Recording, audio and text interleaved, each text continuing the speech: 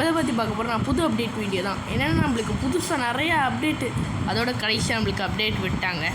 என்னென்னா நம்மளுக்கு புதுசாக ஜி வேகனு, அதோட நம்ம திருப்பி RGS 2ல் யூஸ் பண்ணுற மாதிரி வேறு கொண்டு வந்திருக்காங்க. என்னடா வந்த உடனே ஆட் வருதுன்னு கேட்டிங்கன்னா, இந்த RGS மோடுக்கு இப்போ இன்டர்நெட் தேவைப்படும்.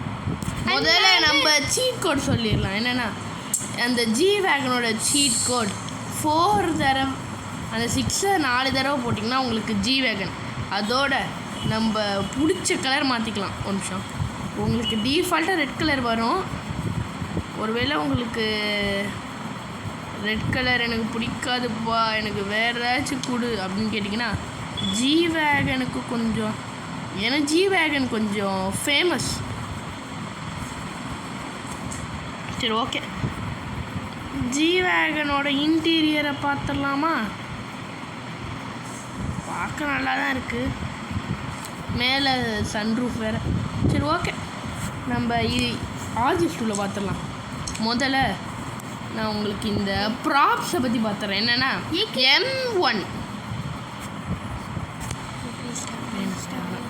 M2 அப்படின்னு போட்டிங்கன்னா உங்களுக்கு இந்த போஸ்ட் கம்பம், M3ன்னு போட்டிங்கன்னா உங்களுக்கு இந்த எதுவும் வராது.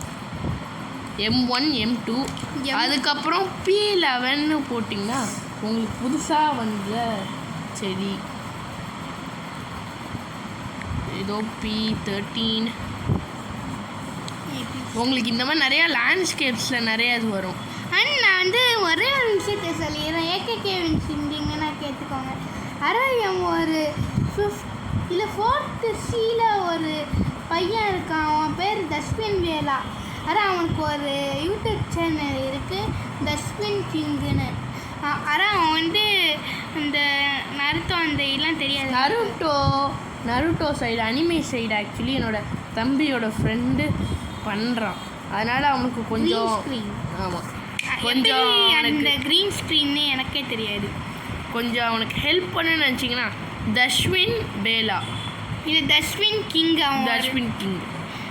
ஒரு YouTube channel name Taswin king. Okay, இப்போ நம்ம பிளான்ஸ் பார்த்தாச்சு. இன்னும் ஹவுஸும் நம்மளுக்கு இன்னொன்று தான் இருக்குது. டக்குன்னு உள்ளே போயிடலாம். இப்படி ஆடு வர்றதுனால வெளில செம்ம டைம் ஆகுது.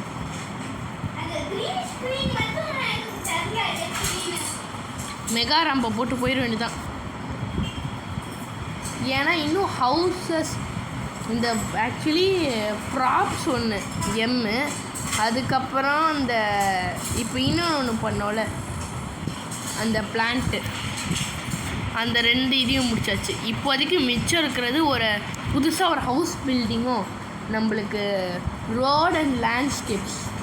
இப்போ இதெல்லாம் ஏன் கொடுக்குறாங்கன்னா, நம்மளாலையும் ஒரு ஆர்டினரி பர்சனாலையும் இந்த இந்தியன் பைக்குள்ளே சிட்டி க்ரியேட் பண்ணி வாழ முடியும், பறக்க முடியும். அந்த மாதிரி தான் பறக்க முடியும்னா இந்த பிக்சரில் வர மாதிரி ஹெலிகாப்டர். இப்போ மெகா ராம்க்கு வந்தாச்சு. சூப்பர்.